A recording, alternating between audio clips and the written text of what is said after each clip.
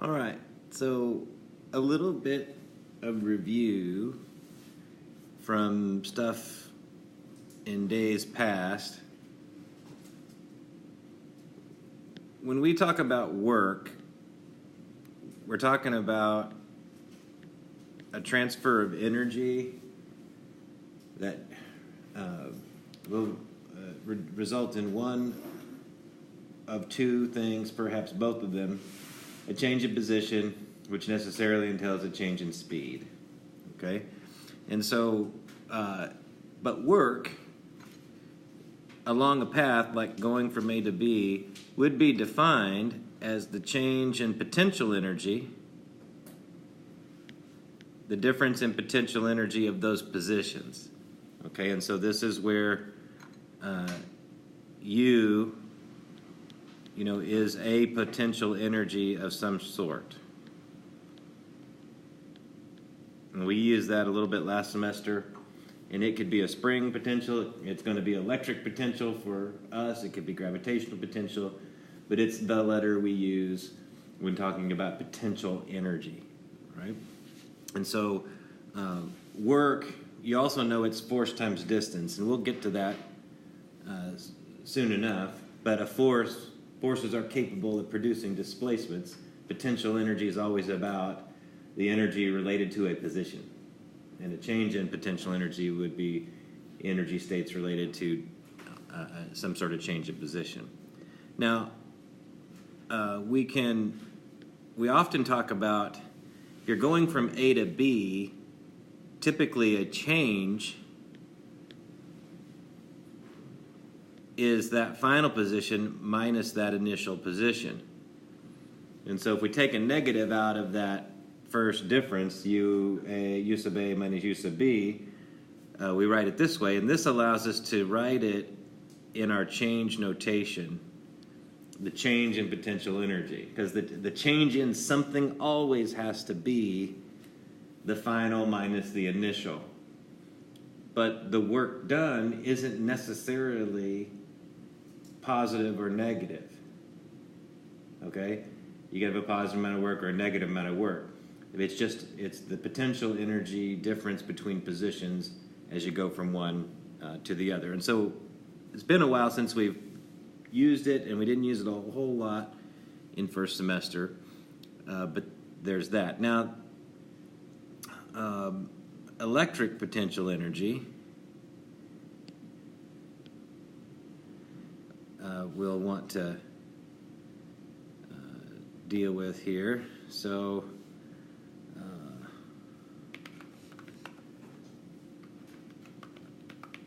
try to make this specific to our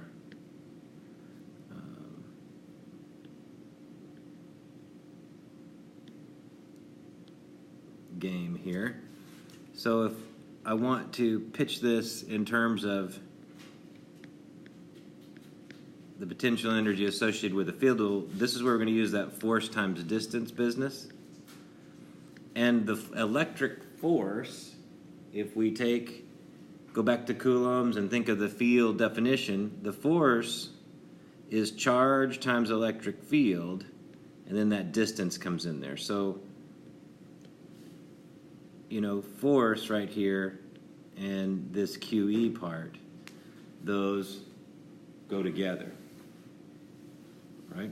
So QED, which in philosophy or mathematics would mean quod erat demonstratum, which means the proof, but it's a formula, all right? So don't mistake it for that other thing. So this is kind of tying in together some of that old idea about work and potential energy, and we're going to bring that same formula into focus with our work here. So those are those two, I guess, kinds of interpretations that we could have. And then, so let's try to drill down even further here. So we're going to have a potential, okay, which I can now write as force times distance. All right, so bringing those different viewpoints. It depends on what you're doing, determines whether you use force times distance or some other variation. But the force is also going to be, I'm going to change colors here on the letter D. So let me erase the D. I'm going to bring it back in blue. All right. And actually, so be consistent here. I'll bring my U back in pink there. All right, so the force, if it's going to be electric potential, is going to be the Coulomb force. And so I could, if I wanted to, instead of writing the field definition of that, I could write it as Coulomb's law goes, which is K, one of the Q's, and another Q per distance squared. Yep. And then times distance there. And of course that is just going to boil down to K, and the Q's survive, but one of the D's drops out. This D kills one of those D's. And so my electric potential can be written this way. Basically Coulomb's law, but no longer inverse square, just inverse of the distance. And so this is one of our ways that we pay attention to that. And this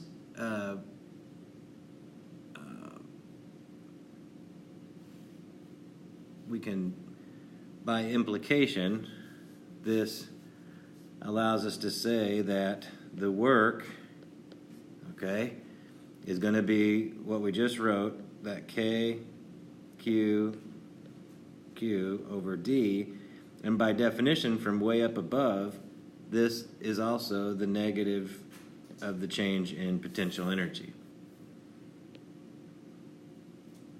So this final statement is sort of the says it all version, if you will. So these are just some formulas, reminders of past work, something to begin to get your mind around in that regard. So moving on. All right. So a couple of things.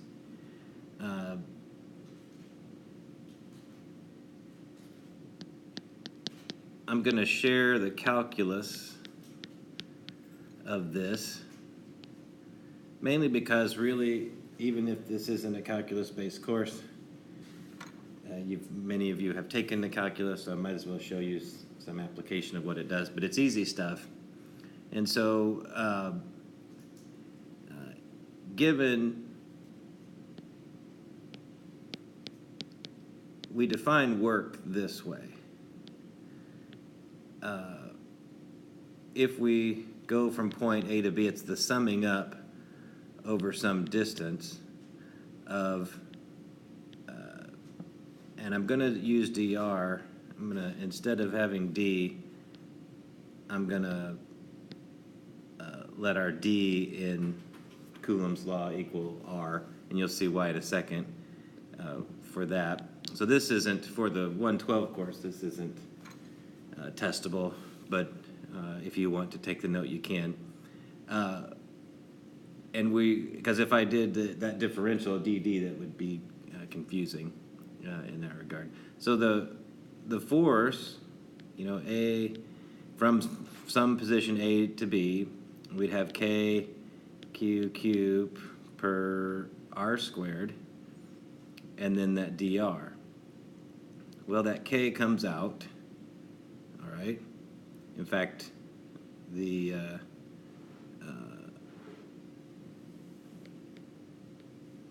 all the Q's come out as well. Let me bring that down. And we would get this interesting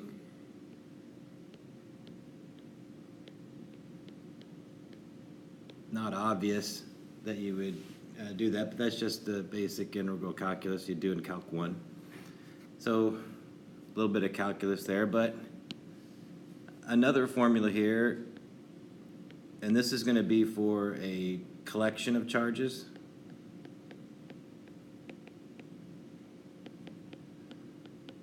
We're going to do some examples with this shortly. But the potential for a collection of charges is always going to be relative to one of the charges. And it has to be that way, mainly because you're always dealing with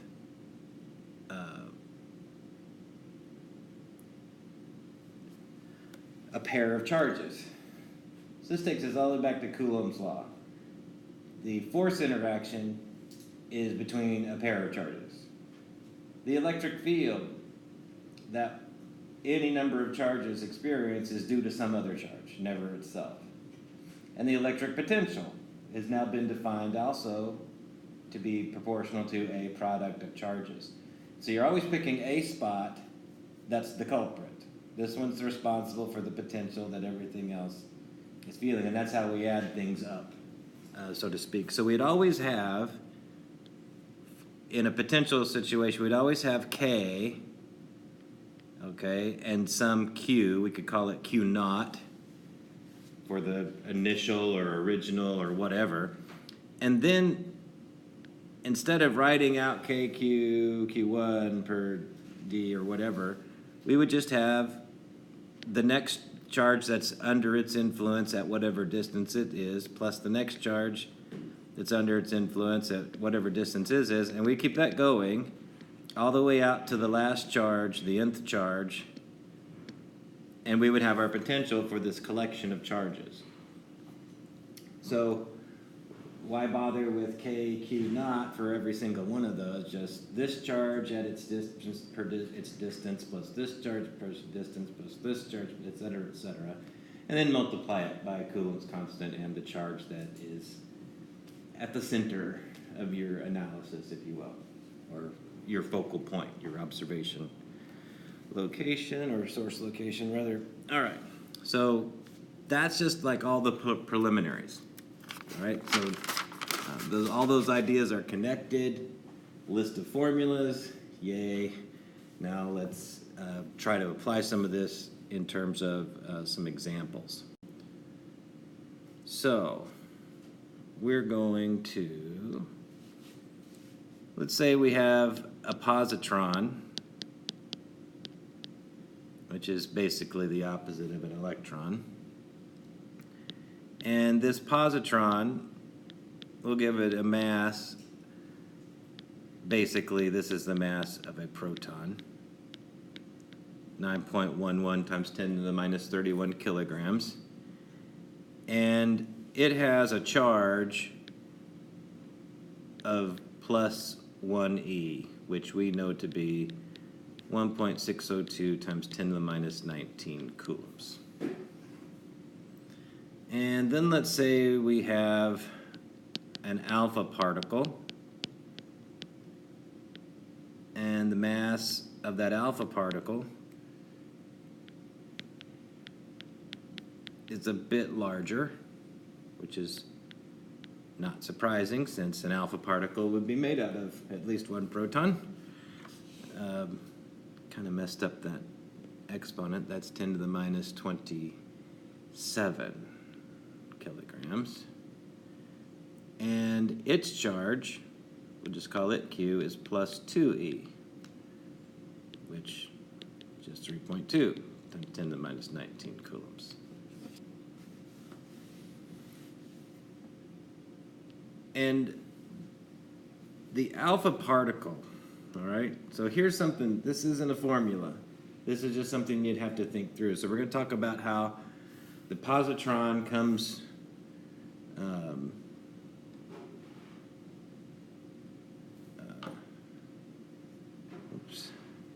so let the positron come near the alpha. Okay.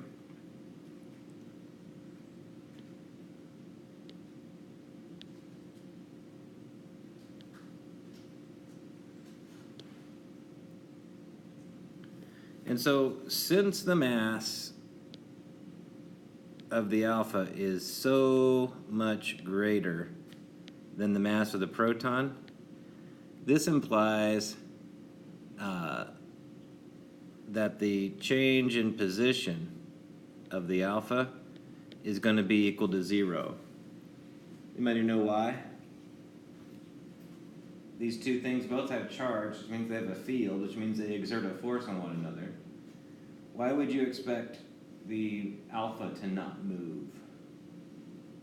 I mean, I've told you that the mass it's about 7,000 times larger. So why doesn't the alpha move?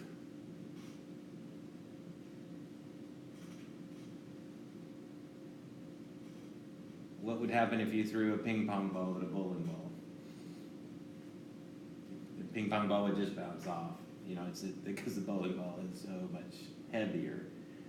And so the alpha particle is not likely to be moved, or certainly not enough to care about, just because this other particle is near it. Okay, so, but there is a force interaction, there is a Coulomb interaction, one on the other. Okay, but how much acceleration the alpha particle will undergo under that force is very small compared to how much acceleration the positron will go, because it's so much lighter. So think ping pong ball versus bowling ball, and we'll have that. Okay, so at 10 to the minus 10 meters, which I think that's an angstrom, from the alpha,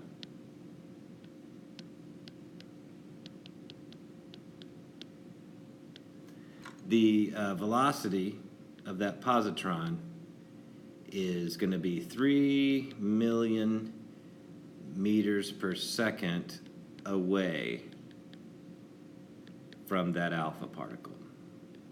All right, so it came near, and at an angstrom away from it, we're going to assume, just for the sake of doing some computations, that the speed of that positron is 3 million meters per second away. All right? Which it should be, since they're both positively charged. All right? So we could ask ourselves,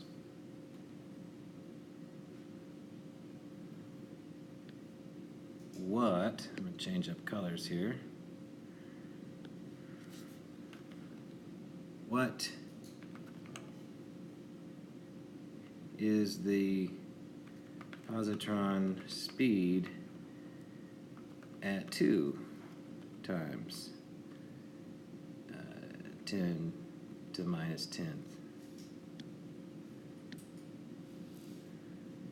meters? And I'm gonna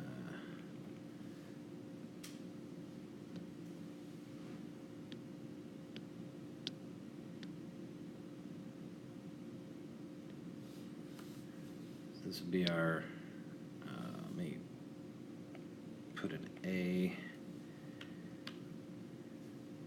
part A of the problem here. So what is the positron speed at 2 of those angstroms? Well, let us remind ourselves that since we're talking about speed, we're talking about a change in kinetic energy. And since the only thing that's happening here is a change in potential, there are no other forces, just the electric field. And so let's use this potential energy business. So basically, what this means, well, this would be the same as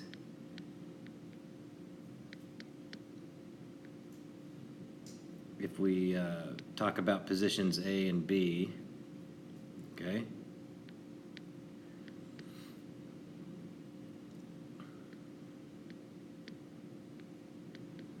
And remember, the delta U,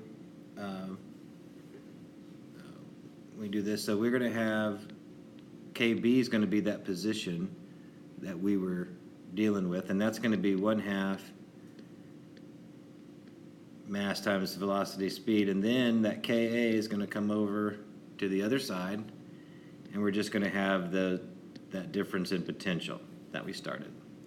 So this is just first semester energy conservation applied to this problem. Now Ka, it will also be, so this right here is going to be 1/2 mass times the speed at A squared. All right? And so that's going to be, let's see, 1/2 of 9.11 times 10 to the minus 31 kilograms. And that 3 times 10 to the 6 meters per second squared. And so that means my Ka will end up being 4.1 times 10 to the minus 18 joules. So we have our Ka. All right? What about UA? So UA,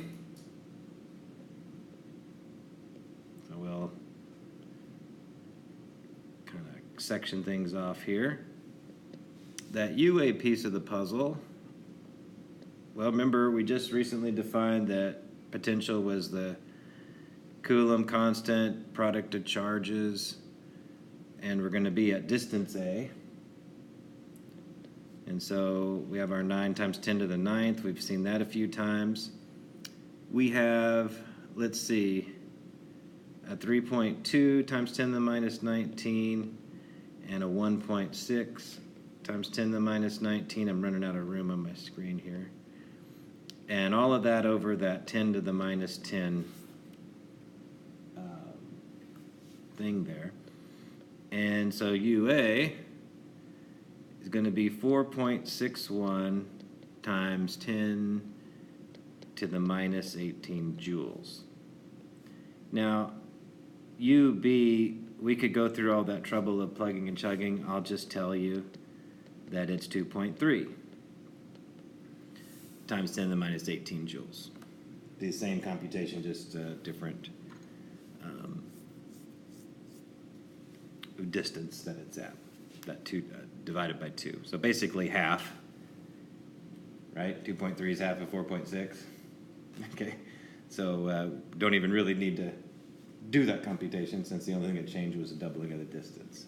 All right, so now we have all of our factors for this piece of the puzzle. And so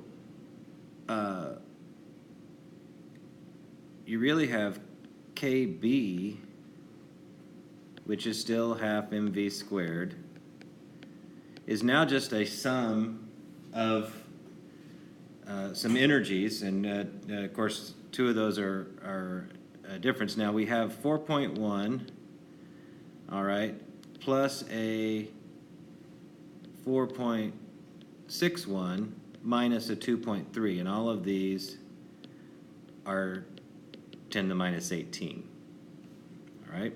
And so that gives us a 6.41, right?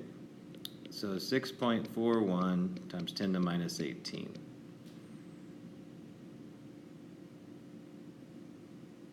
Section that off there. So that means if I solve this equation over here, so let's just be a little bit of clarity here. This thing here is equal to that thing there.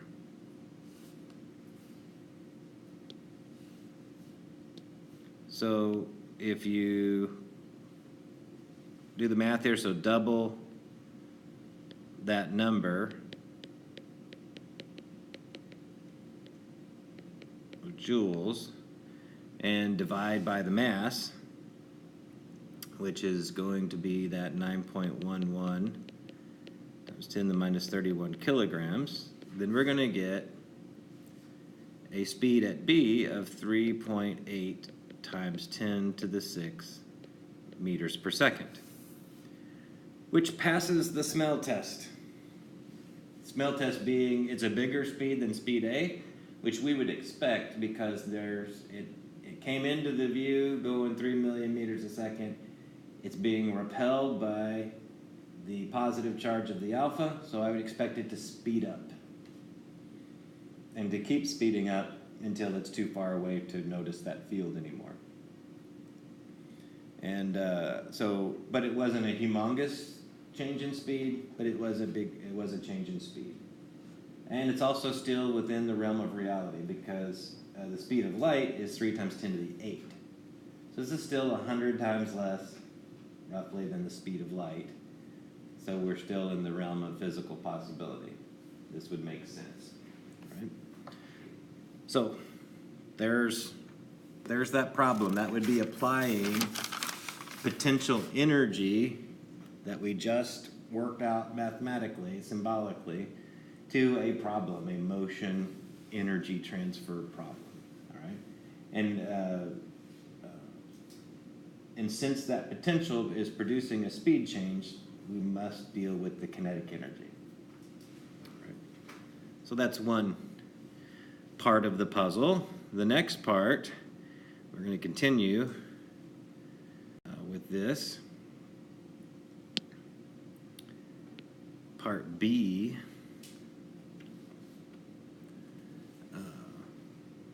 What is positron speed at r equals infinity? So out, way out at the edge of things. Okay. So that means we're going to have our R value.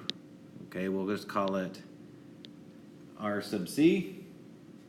All right, meaning we did A, we did B, now there's this point C, and point C is heading towards infinity.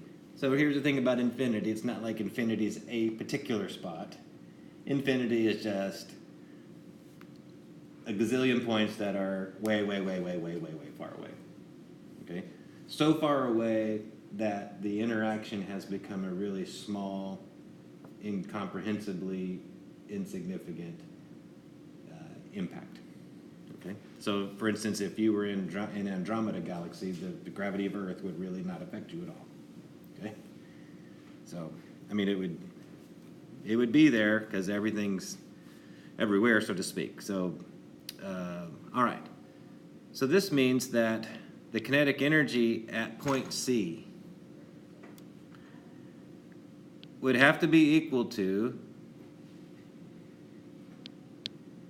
the kinetic energy that it started with at point A plus that change in, or that difference in potential that we were dealing with initially. Now,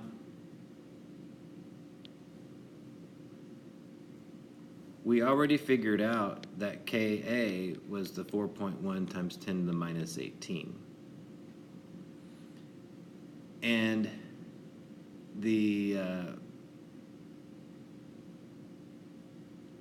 potential at point A was 4.61 times 10 to the minus 18. And the potential, whoops, got to change that B over here to a C. I said C, but I wrote B. Out at point C, out at infinity, there is no electric potential. Okay, because that denominator would be so huge. It'd be, imagine instead of having a nanometer or whatever, it's a terameter. Okay, 1,000,000 meters. It basically wipes everything out, makes the whole computation go towards zero because it's so far away. So we can just write zero even though we didn't do any math.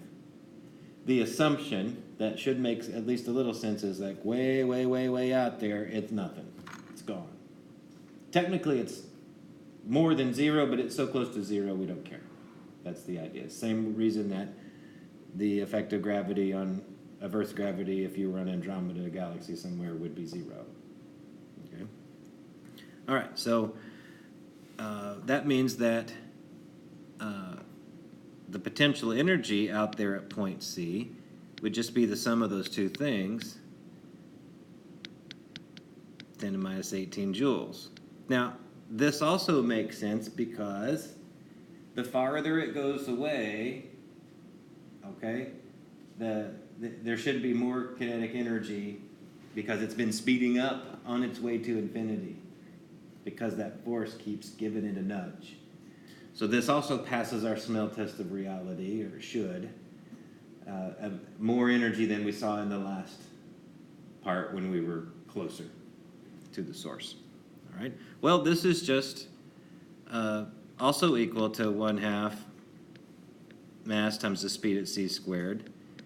And we can, we just did the computation, so it's just a simple thing. So you end up getting 4.4 times 10 to the 6 meters per second, which also passes our smell test. So the thing came near the alpha at 3 million meters per second, at double the distance that it started from alpha. It had almost 1 more million meters per second added to it, and now we're up to 4.4. All right, so from 3 million meters a second to 3.8 million meters per second to 4.4 million meters per second. Still way less than the speed of light. So still within the scope of reality. And so this is, it's relatively easy to do the math. Nothing that we haven't done before, but it's the thinking through it, especially this part out here about why is this 0? And just the simplest analogy I can think of is the gravitational one that I gave you. Okay, it's so far away, it has no effect on you. Or you could think of, you're at a campfire, and if you walk 100 feet away from that campfire, you're not feeling the heat no more. Okay, probably 20 to 30 feet, you probably aren't really feeling it. You got to get up on it. But you can get too close. And so however you want to pitch that to yourself. So that's a relatively simple thing. So one more piece to this puzzle. What if the positron were an electron? So its charge changed.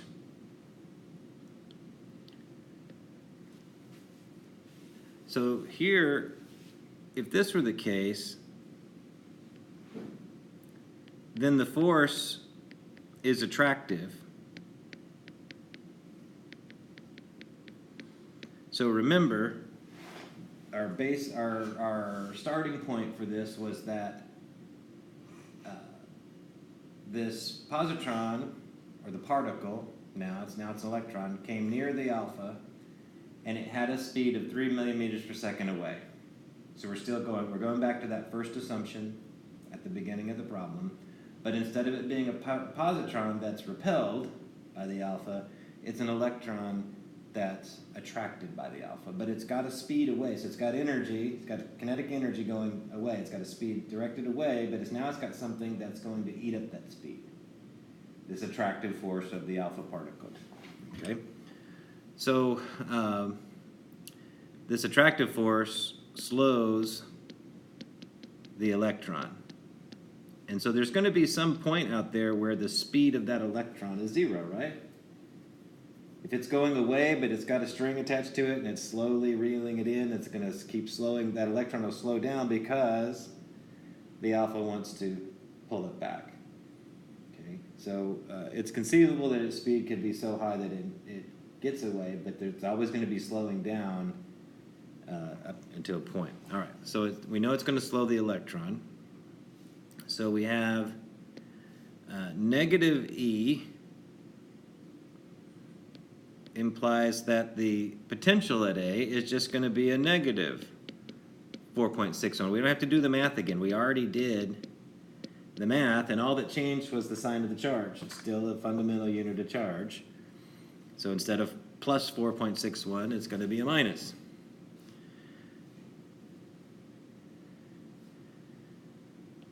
So therefore, a little triple dot thing, my kinetic energy at A plus my potential at A if I take the 4.61 and the 4.1 that's up there above that we've used twice before, and I just add those, then I'm going to have a negative 0.51 times 10 to the minus 18 joules. So this is just basically the difference between those two, but it's negative in this case because the potential at A was negative. So the potential at A was negative, the kinetic wasn't. You can't actually get kinetic energy to be negative, all right? At least not through a computation. That would take some thinking. So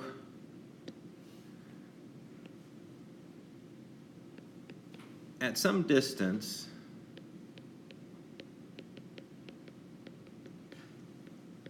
and we'll call it R sub D since we've used A, B, and C. So this is a different position than the other two because things have changed, all right? Speed and kinetic energy equals 0. All right? Of course, if speed is 0, kinetic energy is 0. And so the particular, so out there's going to be some potential out there at position D. Okay, because that's related to a position. So this is not likely to be 0 unless somehow we luck out to be at the 0 point, all right? Which isn't going to be true in this case. So that potential energy has to be equal to the kinetic energy that was coming into the situation plus the potential that we started with minus the kinetic energy at that location. Well, we just did the Ka plus Ua, and Kd is 0. So this really just equals our negative 0.51 times 10 to the minus 18 joules.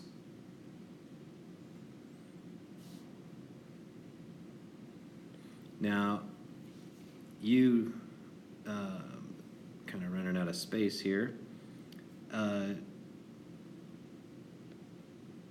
Potential, so at this spot would have to be K, and the product of these two charges, Q and Q naught, as we defined them earlier, at position D. And we just determined that it equals this number up here. So in fact, I'm gonna erase here just so I can move my stuff to be in a better position. Okay, so that's not going to change. So bear with me. Got to conserve my. So this UD over here would be what I just wrote. Whoops. Q and Q naught per the distance out there at D. And so this means that I can compute what that distance R sub D is going to be, and it'll be the product charges over UD, and that's a 4 pi epsilon naught. That's what that K, it's 1 over that. So if you plug and chug all those numbers, we get 9 times 10 to the minus 10 meters. So somewhere almost 10 times the distance is where the alpha particle finally wins the struggle, because its charge is double the charge of the electron, and it's attractive. And the electron wasn't fast enough to escape. So at this point, out at 9 times 10 to the minus 10 meters, 9 angstroms, the electron will then be pulled back in. Okay? So, and then you have to worry about nuclear forces and the funny games they play, and we'll learn more about that at the end of the semester when we get into it. So that's a full-orbed application of electric potential. Basically, trade-offs between kinetic energy and potential energy. right? And there really isn't anything more to do with that except to make it more complicated with more point charges. That would be the way that gets worse than it is.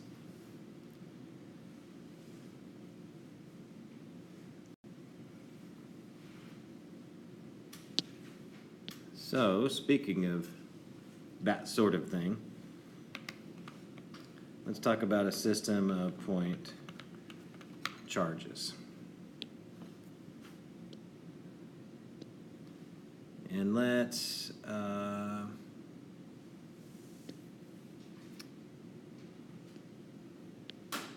we'll have a minus charge and a plus charge and a plus charge. And we'll put them on an axis here so we can deal with distances, and we'll have this go out pretty far. So here we're at x equals 0. Here we're at x equals some length a.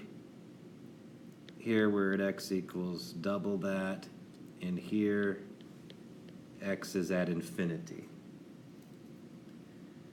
And so we're going to pick infinity the second time we've done with at some distance at infinity. And the idea is if I had a test charge out at some position infinity where the potential is 0 and slowly moved it in closer to another charge, I could measure the work done to move that charge and change the potential field, if you will. So this charge here, Q1, is going to be a minus E. Q2 will be a plus E, and so will Q3.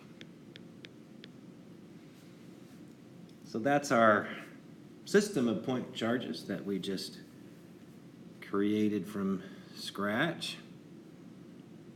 And so the question we could ask is, find the work associated or required to bring Q3 from infinity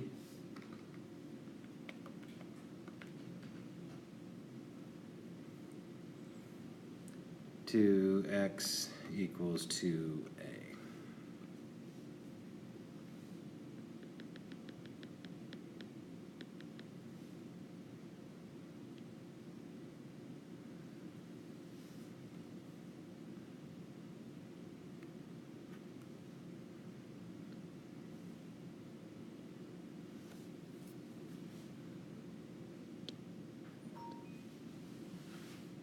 So we can just go right off the bat here. We said find the work. Okay, there it is, work. Done. No, not really. We know that work equals the potential energy. And the reason that's the case here is that that's all that's happening. There's only electric potential. There's only potential energy, okay?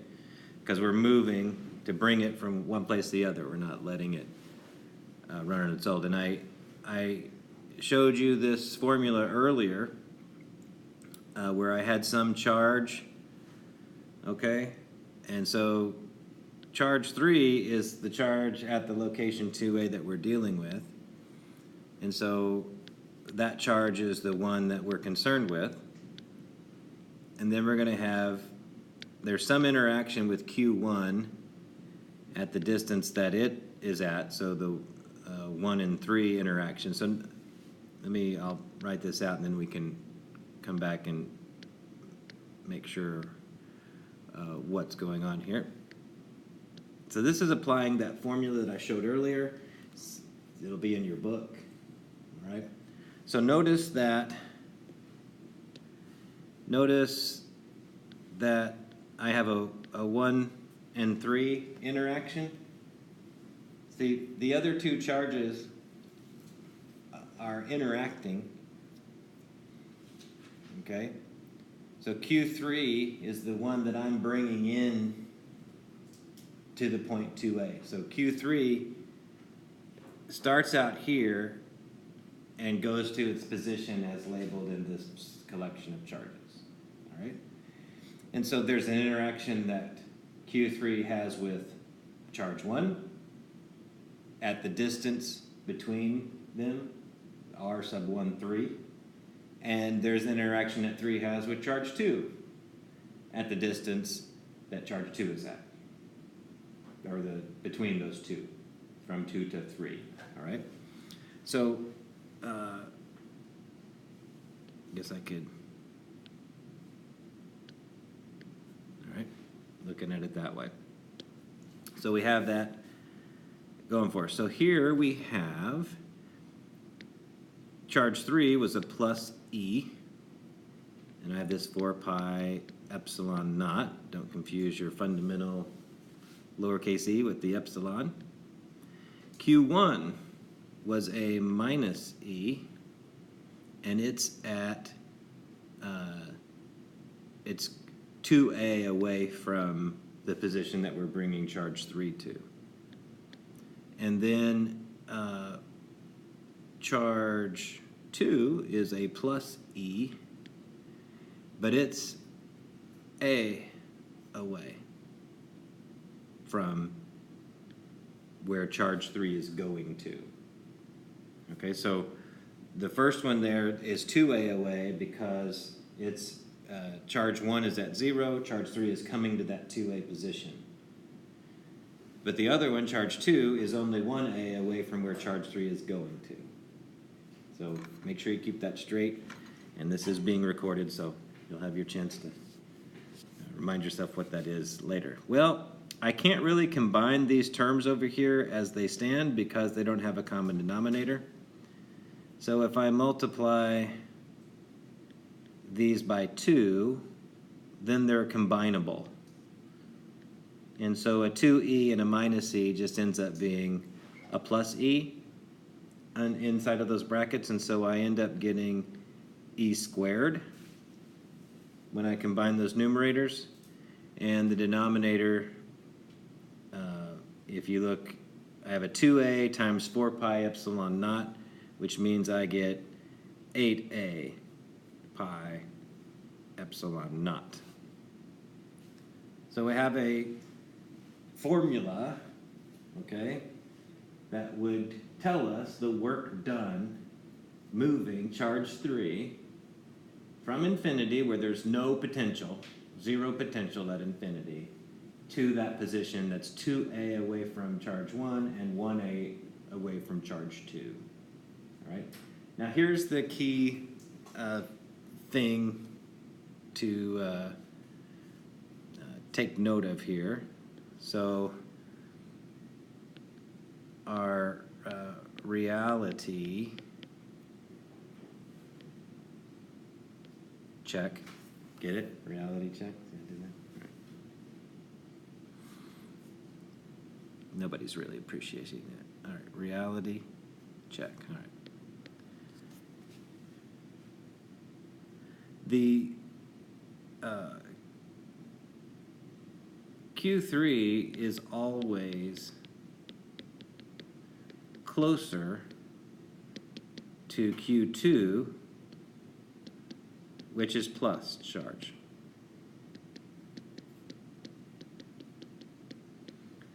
Which makes sense why, since there's repulsion, my answer has to be positive. Whatever e squared over 8 pi blah blah blah blah is, it's positive. It's positive. And it has to be positive work because guess what? I'm going to have to add work. I'm going to have to push. Imagine you're doing the pushing here. You have to push that charge into position because it doesn't want to be there. If Q1 and Q2 were swapped, then you would have to hold it back to slow it down because it gets sucked in. So since the plus charge is always closer to Q3, it takes positive work to move it into that position. If they were swapped, it would be negative work. You wouldn't have to. You could just let it go, and it would head its merry way. All right. Part B.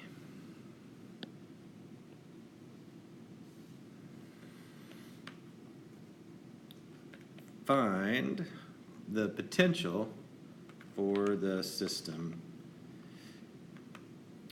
of 3 charges. We're going to find the overall potential for this system.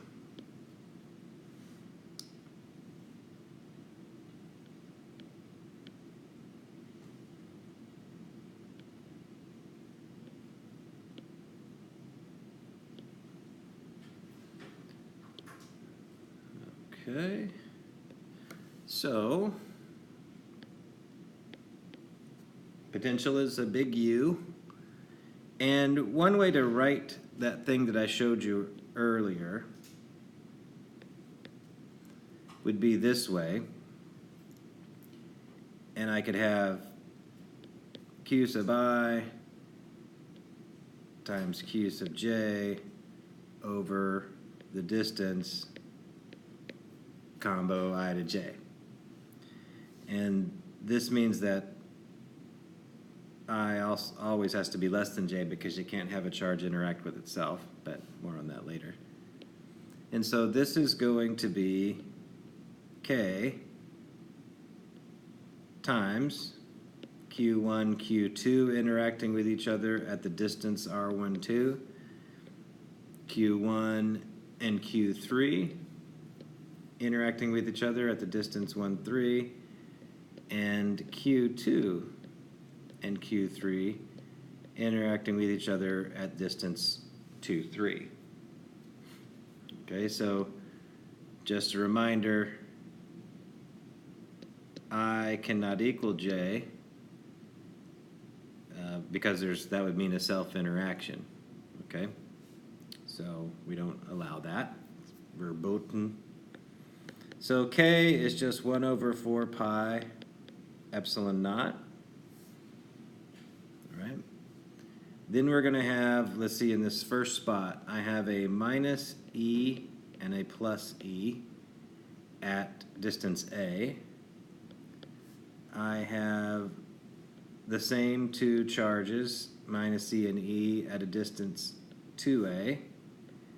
And then I have 2 positive charges, that last pair on the right, at distance A.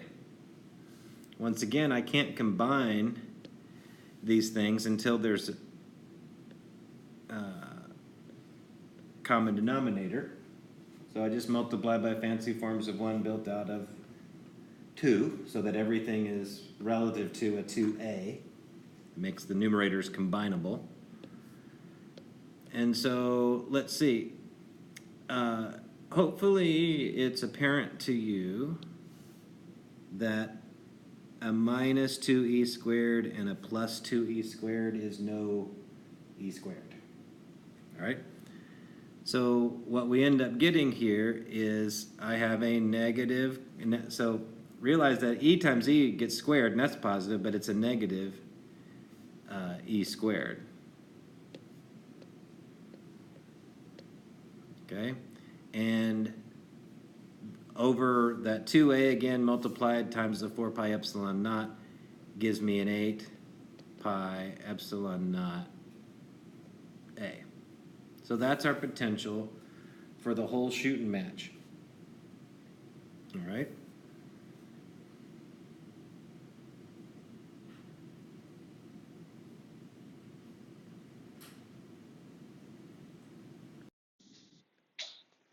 All right.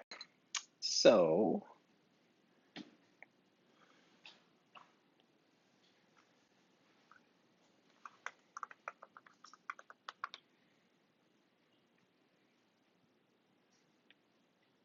we have this thing. Well, first, potential, at least electric potential, is energy per unit charge. So in the same thinking, an electric field was force per unit charge. electric potential, which is energy per unit charge. Same basic idea. And so we have this thing called voltage, which we symbolize with a capital V, and it will be potential per unit charge, which means potential can also be written as that charge times voltage. And so this is volts or for voltage, all right? And so 1 volt, define some units here, all right, which we would write as 1 V, is equal to 1 joule per coulomb.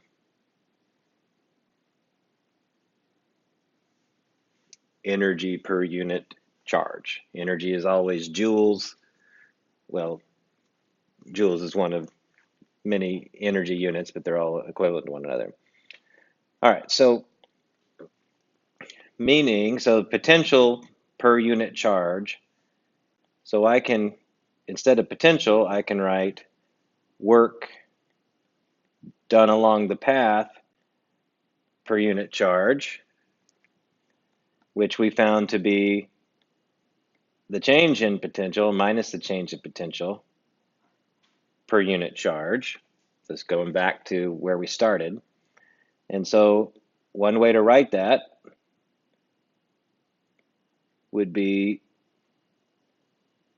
the potential at the ending point per charge minus the potential at the starting point per unit charge.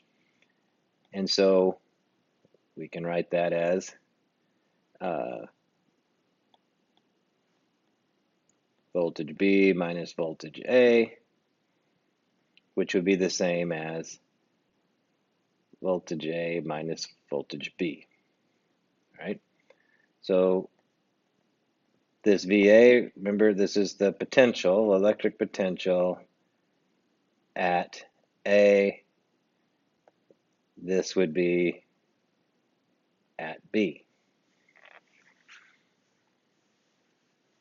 Voltage. And so we've been seeing voltage on these simulations and everything, and we know what volts are. We're familiar with that. You have a 220 volt house or 120, whatever it is. One of those numbers, 220 coming in, I think 110 at your outlets and all that jazz. So we're going to make a list of equations here, 3 equations. So equation 1, we have voltage equals potential per unit charge, and so this is the potential due to a point charge. And you'll find these in your book, all right? Equation number 2, or the extension of that rather, is voltage would be the sum of some number of elements, Qi per Ri, so it have these positions, all right? And this is going to be the potential due to a collection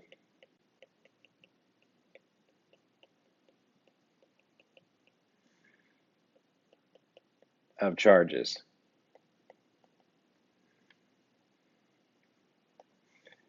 And the third equation is really just the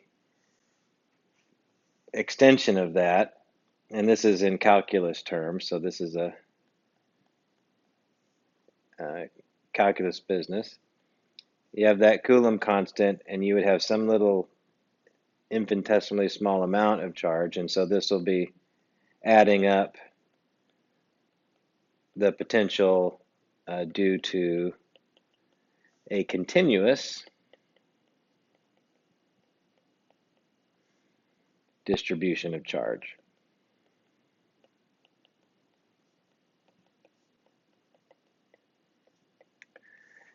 Number 2 and 3 are essentially the same thing. All right. For the 112 course, we don't bother with number 3, but for the other course, we would. So 1 and 2 are applicable to all of the physics courses. 3 would be just to the calc-based physics group. Okay, but many of you have taken that course. If you're not in university physics, you've taken Calc 1, so you recognize that, even though you don't have to use it here. All right.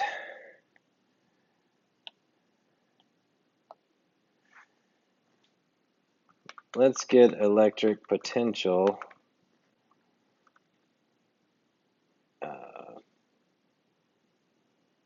actually.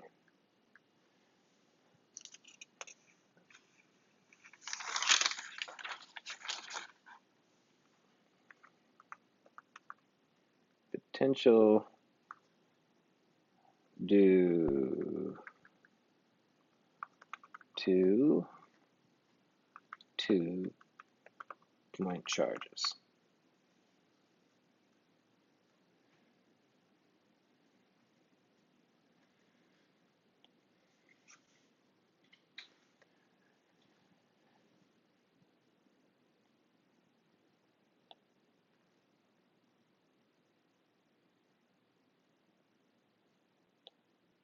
So let's type out this problem. So there's an electric dipole.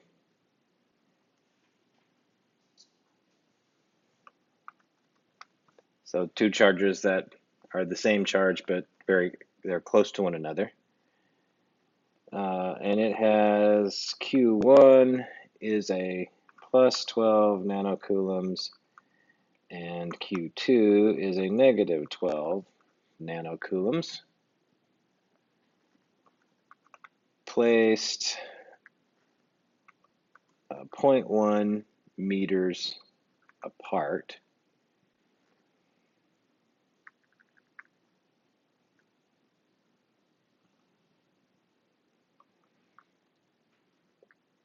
What is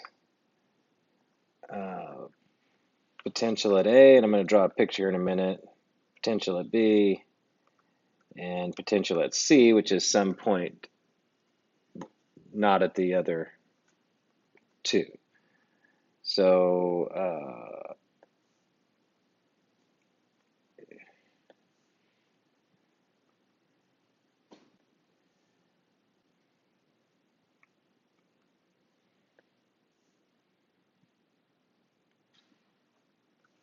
put these subscripts on while I can.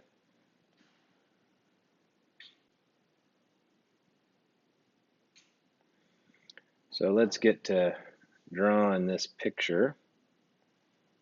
So I'm going to have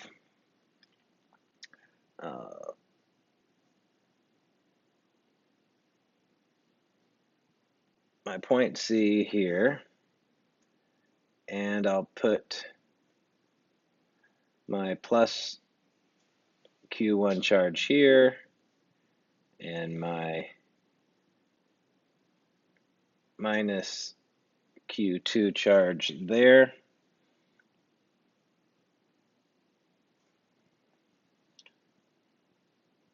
We're going to make this 0.13 meters and this as well. So this is a isosceles, or it's 2 sides. Even though they kind of look a little off, you're just going to have to deal with me on that one. And then where are points A and B? Great question. Glad you asked. So point B is going to be here, and point A is going to be here, offset that, not in the middle. Okay, so we have some distances to deal with. And so here I'm going to have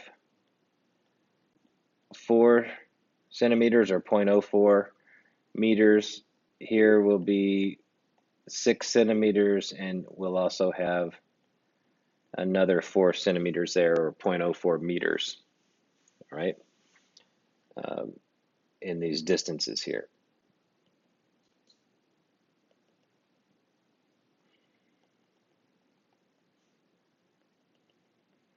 right? So that's our setup. Those are the distances that things are at. And so let's see what our math takes us. So the voltage or the potential at A, if I follow that formula that we just took out of the box a minute ago, the sum at all the positions of the charges at those positions. So I would have a K Q1 per R1 plus a K Q2 per R2. That's going to be the voltage at A. All right, so we're dealing with this right here. That'll be get our colors together. So we're going to have K out in front, or 9 times 10 to the minus ninth. Can pull that K factor out. And I'm left with a 12 nanocoulomb, 12 times 10 minus 9 at 0.06 meters, plus a negative 12 nanocoulombs at 0.04 meters. So I left the units off just because we know if you're dealing with meters and newtons and all that stuff, you don't have to worry about the units. And so computing all of that, the voltage at A is basically minus 900 volts. Okay, and that makes sense because it's closer to the negative Q. All right, so the minus charge, Q2, is going to have a negative voltage field. You saw that in the simulation, the FET simulation. If you put out a minus charge in the charges and field simulator and you click the voltage box, you're going to have negative voltage lines. And the closer you are to the negative charge, the bigger the negative. Okay, so we have that. If we follow the same pattern, so just for, I'm going to spare us the math, you do the same thing for charge B, and you get 1930 volts. So here at position B, you would expect it to be a positive voltage, okay, because it's closer to B. It's also much, much farther away from the,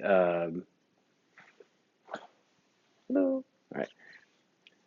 So the thing I would want you to think about here is why is the voltage at B so much bigger magnitude-wise than the voltage at A?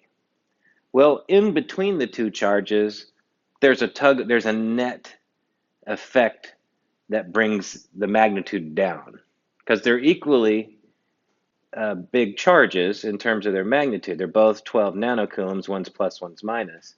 And that A point is nearly at the midpoint, but it's a little bit closer to the negative. Therefore, I expect a negative voltage to shake out of that net effect.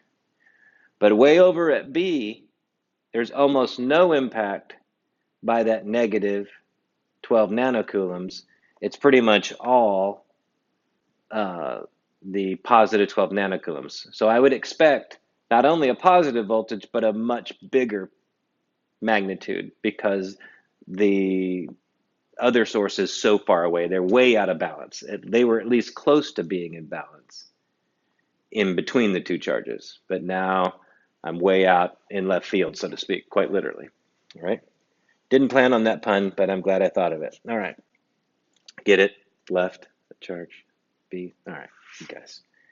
Hold your applause. All right. And then at charge, what do you think is going to be true at C?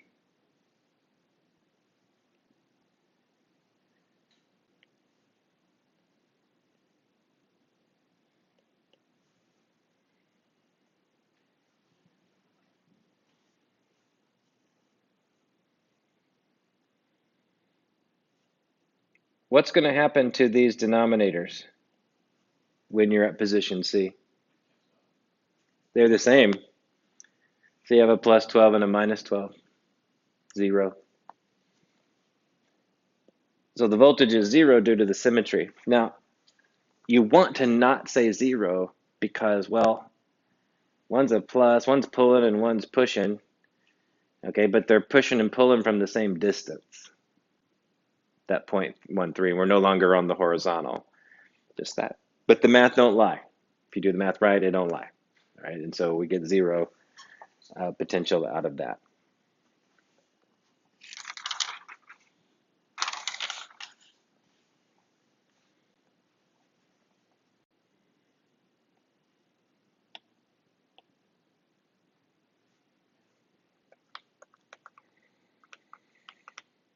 So let's move through some electric potential.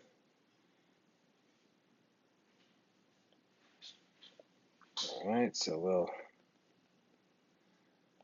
bump that up there. So we need to draw another pretty picture.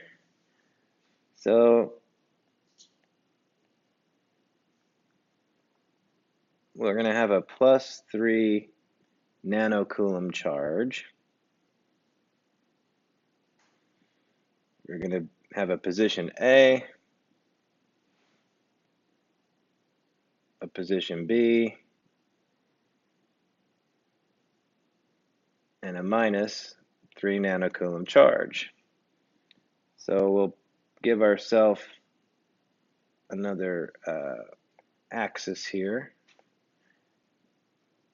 to deal with, and we're going to be going from A to B. Okay, so here's going to be our A to B path, kind of bring us back to that A to B motion. And we're going to say that this is going to be 1 centimeter. This is going to be 1 centimeter. And so is this distance here.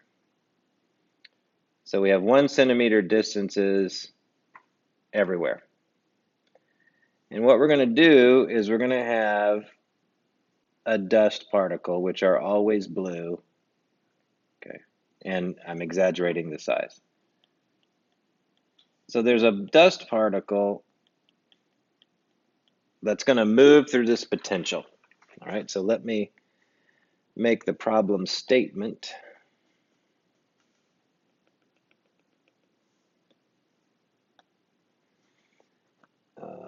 A dust particle moves from A to B. What is its speed at B if its mass is 5 times 10 to the minus 9 kilograms, and Q naught equals 2 nanocoulombs. So subscript there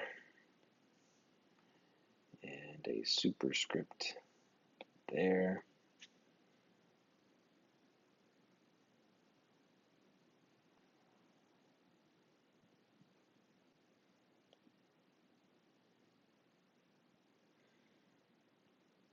So that's our problem statement. So let's do some modeling here. So one, you need to remember the electric force is always conservative. It is a conservative force.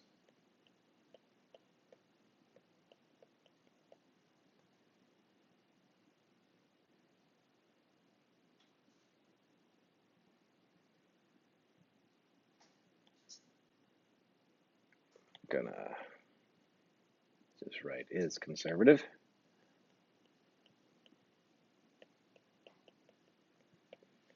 And what that means is that when I write an energy balance,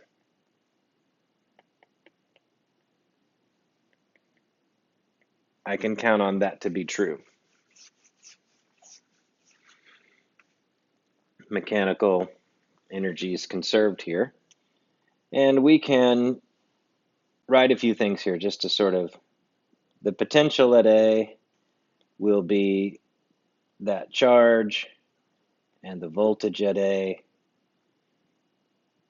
and the potential at B will be Q naught and the voltage at B. We can also say that the kinetic energy at A is 0, okay? Well, we can make that assumption. And of course, the kinetic energy at B will just be 1/2 mass times the speed at B squared. Standard old formulas. So when we pull that all together, okay, this right here, so I'm going to have 0 for Ka. I'm going to have Q naught voltage at A, and that's going to equal 1/2 mass times speed squared. Doesn't matter what it's going to be speed B, but and the Q naught VB. So if I want to know speed, I know that I'm going to be solving for V out of this, and so we could do that right off the bat. This means that VB, the speed, so I got to make sure your V's are little v's for speed, big V's for voltage. Be careful. So we're going to have 2 Q naught per M, and we're going to have voltage A minus voltage B. So once we obtain those inputs, we could come back and put them into that formula. All right. So let's do this. Voltage A. We can do this computation. So K out there going to be 3 nanocoulombs, and it's going to be at 0.01 meters. That's what 1 centimeter would be.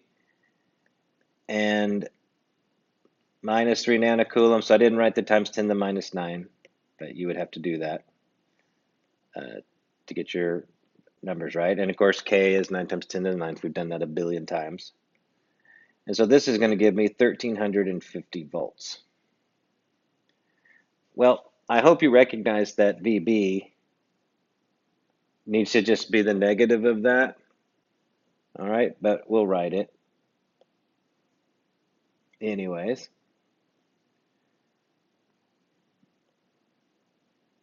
We're going to have a 3 nanocoulombs at 0.02 meters plus a minus 3 nanocoulombs at 0.01 meters. Same math, different sign. So what this means is that my VA minus VB part of that equation that I have to work out is going to be a plus 2700 volts. So it moves through 2700 volts, 1350 minus a negative 1350. So it had a positive change in potential, okay, which is good because we sort of need it to be positive so that we're not taking the square root of a negative number. That helps us. So this number,